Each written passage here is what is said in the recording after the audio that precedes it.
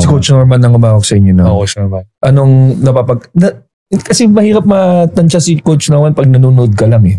Ano bang klaseng coach si Coach Norman? Nagagalit ba siya? Pinapagalitan ba kayo? Oo naman. Magagalit naman siya. Pero hindi siya yung hindi naman siya yung grabe magalit.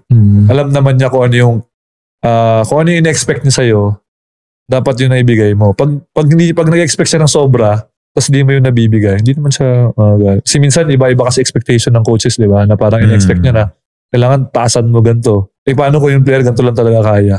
Sagad na pala. Oo, di ba? Magaling naman si Coach Norman. Mahal siya. Mahal siya. Ano lang siya, ayaw lang niya nang hinahawakan yung put niya. Ano ba yan? Hindi kasi siguro may nagtatap, di ba? Hindi kasi pag sila Eric Salamat, sila sensitive. Pag sa mag-huddle kami, di ba? Lagi nilang ginagawa ng Pentecost. Ayaw niya siya. Nagagalit. Hindi naman. Paano kasi may daliri? Ginagawa. Si Eric Salamat kasi, mahilig kasi Ang laki pa naman ng put ni Coach Norman. Ayaw ko siya naman ng ganun. So parang kami tawa.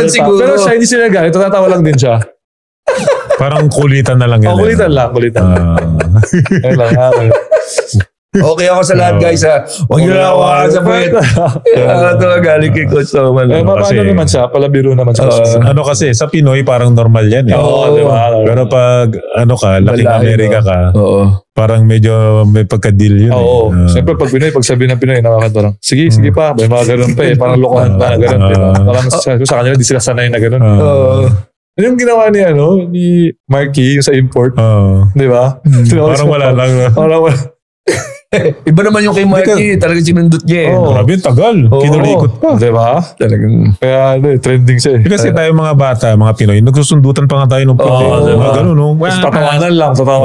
Bawi yan. Diba? Ikaw naman, pag nakatalikod siya next time. Ready ka. Pero naintindihan ko na. Sa puwet. Baka sensitive lang. Pero naman sa, game naman sa mga gano'n, hindi naman siya nagalit. Ano lang siya talagang gano'n. Ayaw talaga.